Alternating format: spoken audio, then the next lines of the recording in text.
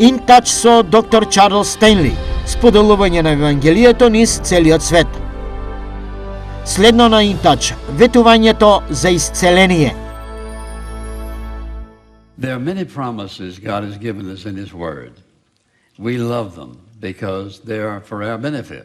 Има многу ветувања што Бог ни ги дал во Неговото Слово. Ние ги сакаме затоа што тие се за наша корист. И така, кога ќе размислите за сите овие ветувања, би можел да ве прашам, дали имате омилено? Повеќе од веројатно би рекле, имам. Но имам едно ветување кое е најтешко од сите. Она со кое имаме најголем проблем, а тоа е секое ветување што има врска со исцеление. Веројатно затоа што сме имале разочарувања или можеби затоа што длабоко во нас навистина не веруваме во тоа. Или можеби едноставно не знаеме што учи Библијата за исцеление. Имаме видено претерувања. Слушнавме за нив.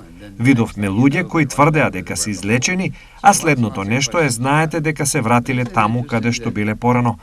Толку многу прашања за тоа.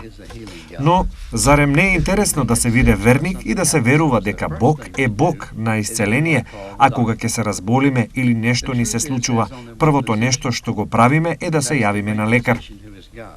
Вистината е дека има само еден лекар, а тоа е големиот лекар кој е Бог. Мислам дека е многу интересно што велат за сите овие други лекари. Тие практикуваат медицина. Бог не практикува. Тој знае се совршено за тебе и за мене. И зарем не е интересно, знаејќи кој е тој, ние прво трчаме кај лекар. И тогаш, кога ќе станеме очени, тогаш одиме на молитва.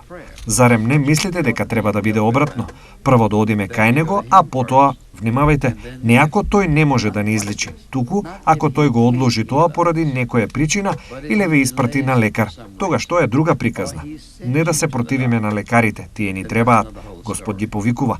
Интересно е што апостол Павле, исто толку побожен колку што беше и верата што ја имаше, еден од неговите избрани придужници беше доктор Лука и понекогаш беше со него во затвор. Така, каде е ова исцеление кај нас? Односно, ако ние навистина веруваме дека Исус Христос е тој што вели дека е, дека Бог е голем исцелител, зошто прво да не одиме кај него? Но Бог се уште е во делот за исцеление и тој се уште е во бизнисот со чудотворство. И тој го прави тоа според неговата волја и во негово совршено време. Сега, во оваа порака сакам да видите што вели Библијата за исцеление.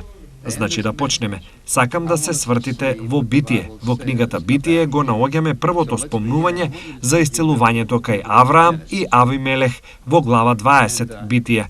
Свртете таму за момент. Во 17 стих од 20 глава.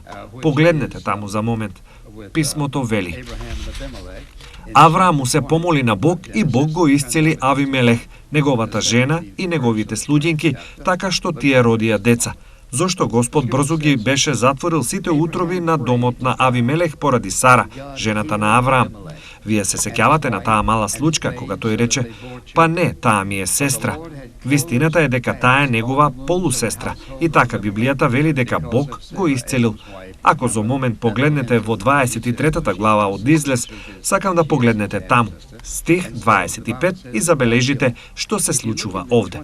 Бог повторно се занимава со исцелување. И ако забележите во овој 25 стих, еве што вели тој. Тој вели: но ти ќе му служиш на Господа, твојот Бог, и тој ќе го благослови твојот хлеб и твојата вода. И јас ќе ја отстранам болеста од твојата средина. Тие минуваа низ тешко време поради нивниот грев и Бог вели: јас ќе ја отстранам болеста од твојата средина. Тој беше во процес на нивно исцелување. Запомнете, во Стариот Завет обично тие секогаш ја препознаваа болеста, но ја препознаваат како резултат првенствено на гревот. Така ќе го видите тој однос низ целиот Стар Завет, дека нивната идеја за гревот, дел од проблемот беше што имаше болест која обично оди заедно со него. Потоа за момент погледнете во 107-миот псалм и забележите што вели тој таму во 20-тиот стих. Тој го испрати своето слово и ги исцели и ги избави од нивните пропасти. Сега, што сака да каже со тоа? Едноставно ова, дека кога Бог сакаше да ги излечи, тој го испрати своето слово на вистината, за да го потсети кој е тој, Јехова Бог, и во процесот на верување во него, Бог почна да ги лекува. Тој не испрати само некој збор и тие се излекуваа. Тоа беше резултат на верувањето во неговото слово што донесе исцелување. Потоа, во глава 53 од Исаија, сакам да го погледнете пасусот кој честопати е многу контраверзен. 53 глава. Ова е поглавје што го опишува Месијата. Така вели Светото писмо, опишувајќи го во стих 4.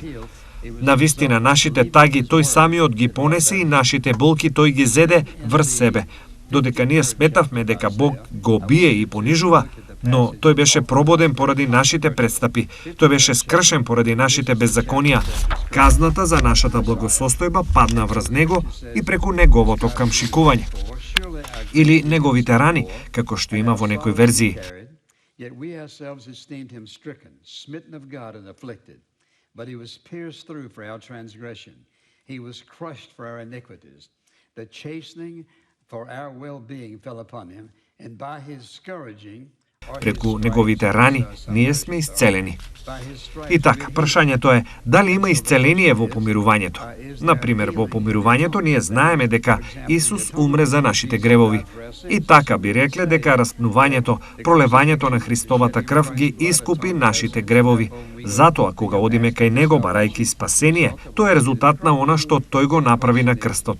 Значи, прашањето е, тогаш, дали нашата болест е вклучена во тоа?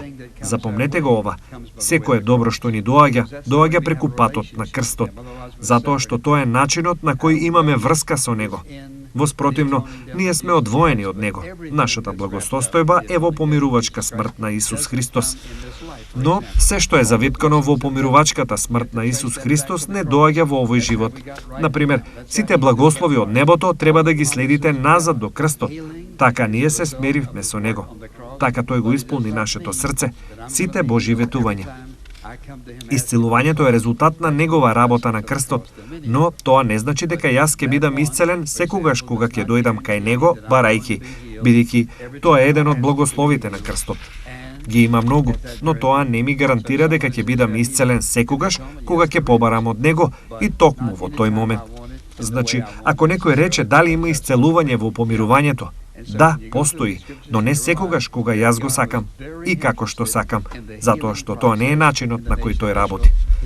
И така, кога ќе поминете низ сите овие стихови, ќе сватите дека Бог бил многу заинтересиран за процесот на исцеление во нацијата Израел. Тој и денес е заинтересиран. Сега да го погледнеме само за момент животот на Исус и да видиме што рекол тој, затоа што е многу важно. Ако ве прашам, кој бил главниот дел од Исусовата служба? Дали тоа беше проповедта на гората, поучувањето или патувањето? Не, беше исцелување. Сега, тоа не значи дека тоа е најважното нешто што тој го направил. Најважната работа што тој ја направи беше да отиде на крстот. Тоа е најважното нешто што тој го направи. Втората многу важна работа што тој ја направи беше да ги научи луѓето кој е тој, како да живеат, како да се спасат и така натаму. Така, сакам да забележите што мораше тој да се справи. Значи, ајде да се свртиме во Матеј глава 8 за момент и да погледнеме почнувајќи од стих 14, глава 8, стих 14 вели. Кога Исус дојде во куќата на Петар, тој ја видел неговата тешта како лежи болна во кревет со треска. Ја допре незината рака и треската ја остави. Таа стана и го служеше. Сега внимавајте, писмото вели дека тој само ја допрел и треската си заминела. Ке се сетите ги на жената која се допрела до него. Сите беа околу него, го туркаа и допираа. Исус почувствува дека нешто го напушта, неговата божествена енергија, кога таа едноставно го допре работ на неговата облека. Тоа би било како допирање на полите или, поточно, манжетната на машките панталони или полите на женскиот фустан. Тој го почувствува тоа. Така, тој се занимаваше со исцелување на поединци, но тој исто така се занимаваше со исцелување не само на поединци, туку и на мноштво луѓе. Ако забележите во глава 14, 34 стих, што вели за толпата и што се случувало, и ќе забележите дека Светото писмо вели: кога преминаа, дојдоа во земјата Генисарет, и кога луѓето од тоа место го препознаа, испратија вест во целата околина и ги доведоа кај него сите болни. И тие го молеа само да го допрат до работ на неговата наметка. И како што го допреле, се излекувале. Повторно и повторно го наоѓате Исус како го прави истото. Односно, каде и да оди, има толпа. Сега причината зошто е толку важно е ова. Причината поради која тој ги исцелувал луѓето поединечно или во мноштво е затоа што тоа бил Божиот начин да потврди кој е тој на вистина. Дека тој не бил само уште еден проповедник што минувал низ градот. Ова беше Синот Божи. И со цел да го продлабоча тоа во нивните умови за да биде непогрешливо јасно дека Исус Христос е Месијата на кого тие чекаа сите овие стотици години. Тој лекуваше повторно и повторно во секакви ситуации и околности. И, како што рековме, неговата примерна цел не беше исцелување, тоа беше дел од тоа. Но основната цел на неговото исцелување беше да потврди дека тој е Месијата, Синот Божи, нивниот Спасител. Значи, кога размислувате, велите, како тоа се однесува на тоа на нашиот живот? Тој се уште е во работата за исцеление, бидејќи вистината е дека денес има многу луѓе кои се излечени, а лекарите немаат никаков одговор. И така, ние треба да очекуваме Бог да го направи необичното. Треба да очекуваме. Што ги учите вашите деца, например? Дали ги учиш твоите деца? Исус, еве што правеше тој. Дали е тоа местото каде што застанувате? Ако ги учите за Исус, дали едноставно им кажувате приказни и велите, ова е кој беше тој, ова е она што тој го правеше. А што сега? Може би затоа што не му дозволуваме да работи во нашиот живот, не ги охрабруваме нашите деца да веруваат многу рано во животот дека Исус Христос е тој што вели дека е. Тој е оној кој од секогаш бил. Тој секогаш ќе биде затоа што не се менува. Една од неговите особини е дека тој е непроменлив. Тој е Бог и дека не треба да се менува затоа што кога има апсолутно целосно совршенство и сета моќ, што треба да се промени? Сето знаење, сета моќ, целото совршенство. Исус е се уште во бизнисот за исцелување на луѓе. Пред се нивниот дух, нивната душа, а потоа нивното човечко тело.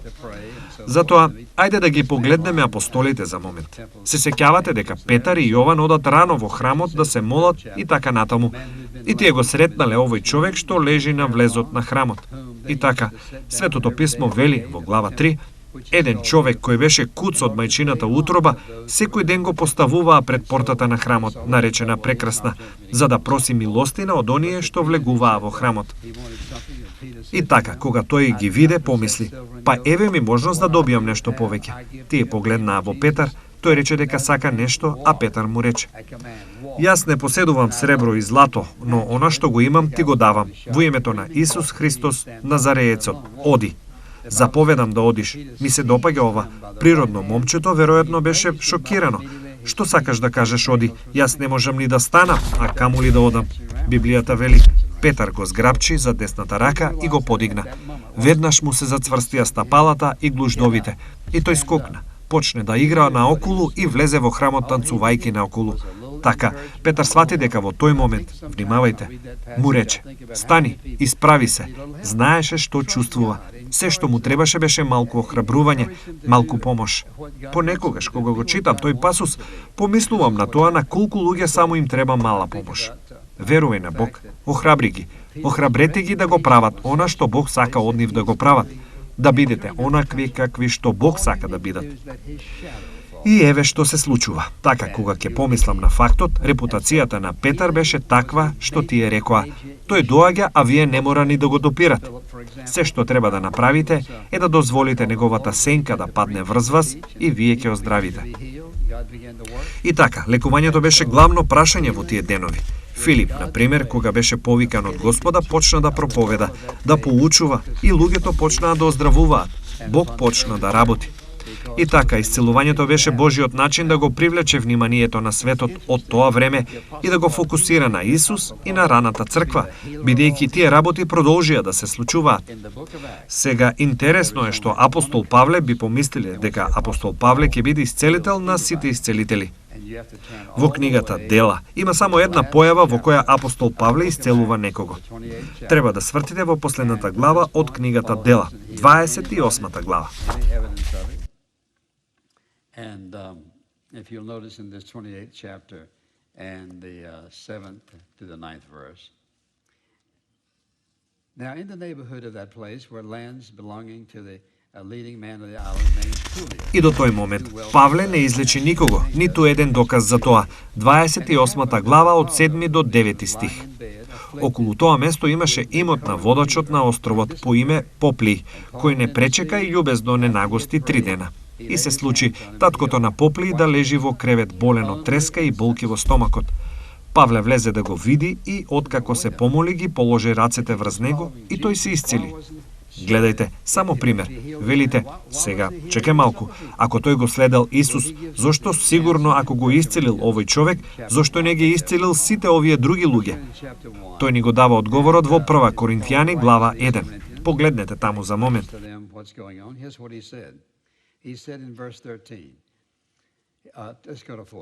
Прва Коринтијани глава 1. Додека Павле пишува и им објаснува што се случува, еве што рече тој. Now I did baptize also the household of Stephanas. Beyond that, I do not know whether I baptized any other. For Christ did not send me to Тој рече во стих 13, ајде да одиме на 14. Му благодарам на Бог што не крстив никој од вас освен Крисп и Гај, за никој да не рече дека е крстен во моje име. Го крстив и домот на Стефан, натаму не знам дали сум крстил некој друг. Зашто Христос не ме испрати да крштевам, туку да го проповедам Евангелието, не со умешност на говорот, за да не ви се поништи Христовиот крст. Замислете што ќе се случеше доколку Павле имаше служба за исцелување. Прво, веројатно ќе останеше надвор од затвор. Ако останеше надвор од затвор, број 1, број 2, веројатно немаше ние да ги имаме посланијата. Павле почнал да ја поучува вистината. Слушајте, служењето на Павле кон светот беше тој, Павле, го објасни животот на Исус Христос, целта на Исус Христос, планот на Исус Христос. Ние знаеме повеќе за Бог како резултат на тоа и како тој работи во човековото срце преку апостол Павле, отколку од кој било друг или сите други заедно. Со други зборови, тој го објасни животот на Исус. Исус направи многу работи, но објаснувањето на Павле, неговата теологија, целата идеја за предодреденост и целата идеја за спасение и осветување. Целата идеја за вселениот Христос и делото на Светиот Дух. Со други зборови, ако ги отстраните посланијата од Новиот Завет, многу нешта би ни недостигале. И така, кога ќе го погледнам апостол Павле и како Бог работел во неговиот живот, единствениот пат кога тој зборува за исцелување, ако повторно свртите кон 1 Коринтијани и отидете во глава 12, еве што ќе откриете во ова место. Глава 12 е објаснувањето на Павле за духовните дарови. Тој зборува за даровите, например, дарови за служба од различни видови, знаење, вера и така натаму. Но погледнете во 9 стих.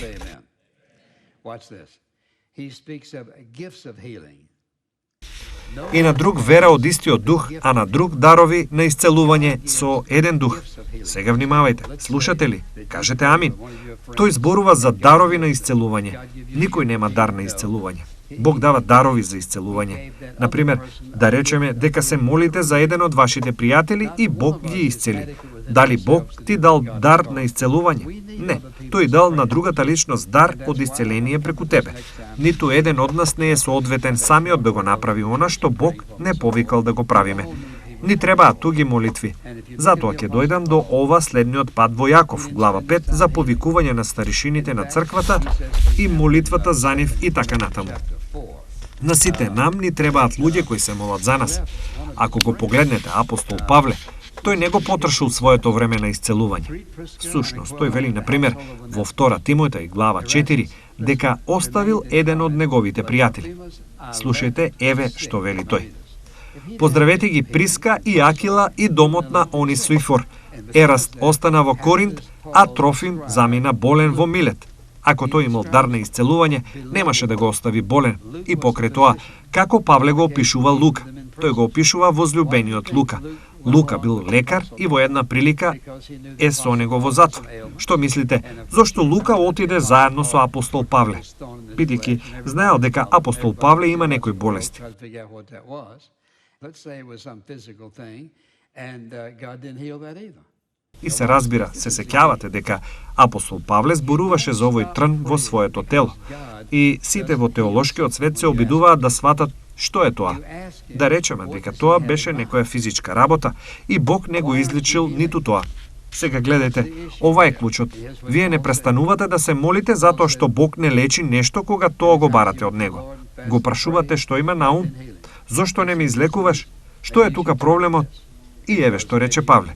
Павле многу пати рекол дека отишол кај Господ, постел и се молел. Бог не го излекувал. Тој рече, еве ја причината. Може би треба да свртите таму, бидејќи може би се справувате со такво нешто. Погледнете во 2 Коринтијани 12. Слушајте што вели тој. Сега сакав да го прочитате затоа што тој вели дека го прашал Господ неколку пати. Стих 7.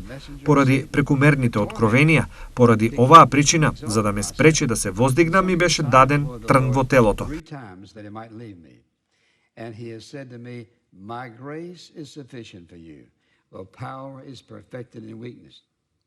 Власник на сатаната да ме мачи, да ме спречи да се воздигнам.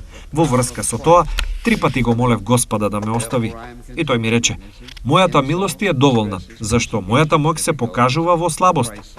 Затоа, најрадо ќе се пофалам со своите слабости, за да живее во мене Христовата сила. Затоа јас сум задоволен со слабости, навреди, неволји, прогонства, тешкоти заради Христ. Зашто, кога сум слаб, тогаш сум силен. Јас и ти немаше да ги имаме посланијата што ги имаме, доколку Павле беше исцелен веднаш од Исус. Тој вели, научив да бидам задоволен во каква било состојба. И тој беше во лоша ситуација, околности, физичко тело, на многу различни начини. Значи, кога ќе дојде болеста и нема исцелување, тогаш она што треба да го прашаме е, Боже, што правиш ти? Зарем не значи дека Бог не сака? Не. Дали тоа значи дека има грев во твојот живот? Не мора. Тоа значи дека Бог има нешто што сака да направи, нешто што сака да каже, нешто што сака да го промени во нашиот живот или што и да е тоа. Ние мора да бидеме отворени за тоа. И така, кога ќе го погледнете животот на апостол Павле, тој беше избран Божји слуга да објасни кој е Бог, каков е тој и целиот негов откупувачки план. Што е со оправдувањето и освестувањето? Што е со откупувањето? Што е со помирувањето? Сите овие големи зборови што ги опиша Павле, тука е суштината на целиот наш откупувачки план. Тој не беше човек кој лечеше некого. Тој беше човек кој страдаше. И големиот исцелител го зајакна, го просветли, го благослови, го подигна, го воздигна и како резултат на тоа го благослови секој од нас.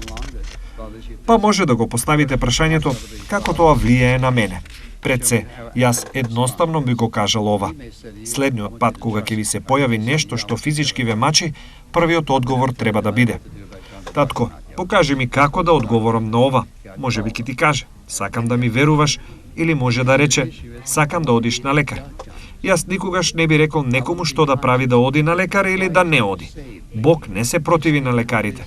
Бог ги повикува, многу од нив, сигурен сум. И така, прашањето е дека јас сакам да бидам свесен за Бог. Сакам да бидам свесен дека Христос, кој ме спаси, се уште има работа да ми помага да одам низ овој живот во присуство и силата на Светиот Дух. Сакам мојот ум да биде ориентиран кон Него и што и да прави тој е во ред. Но ние треба да го тргнеме нашиот ум од овој световен став. Брзо трчаме кај лекар. Помогни ми, ние сме безпомошни, ние зависиме од Бог. Исус е мојот спасител, мој Господ, мој Господар и мој исцелител. Тој не се менува, тоа е израз на неговата љубов.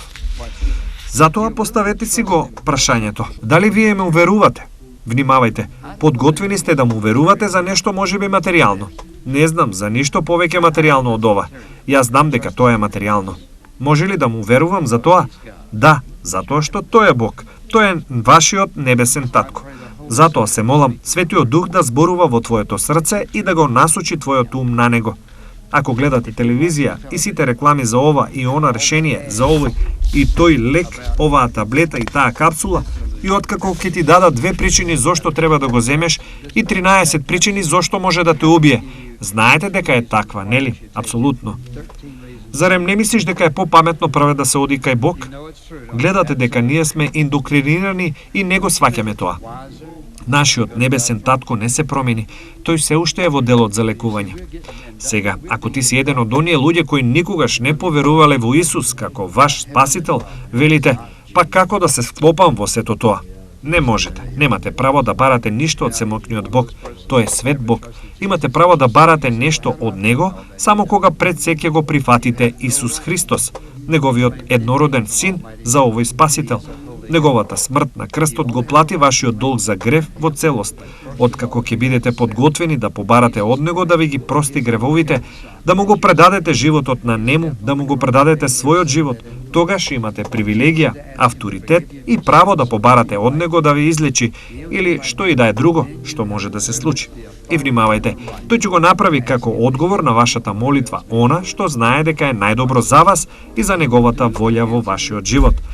Тоа е најмудрата одлука што некогаш сте ја донеле во животот. Се молам да го направите тоа. The wisest decision you ever make in life. I pray that you'll do it. Father, how Татко, колку ние сме благодарни што навистина ти ги правиш работите едноставни, ние ги правиме комплицирани, велиме дека те сакаме, понекогаш не се однесуваме така. Ке им кажеме на другите дека ти веруваме, но сепак нашата вера честопати се колеба. Затоа се молам Светиот Дух да почне да ги отвара нашите умови и срца, за да препознаеме дека нашите први мисли секогаш треба да бидат кон тебе, за каква и да е таа потреба. И ние го молиме ова во името на Исус. Амин. Ако сте биле благословени од денешната програма, ве молам посетете не на веб страната www.intouch.org. InTouch, водејќи ги луѓето ни светот во поголемо заедништво со Исус Христос и зајакнувајќи ја локалната црква. Оваа програма е спонзорирана преку службите InTouch и овозможена преку Божјата благодат и вашите верни молитви и дарови.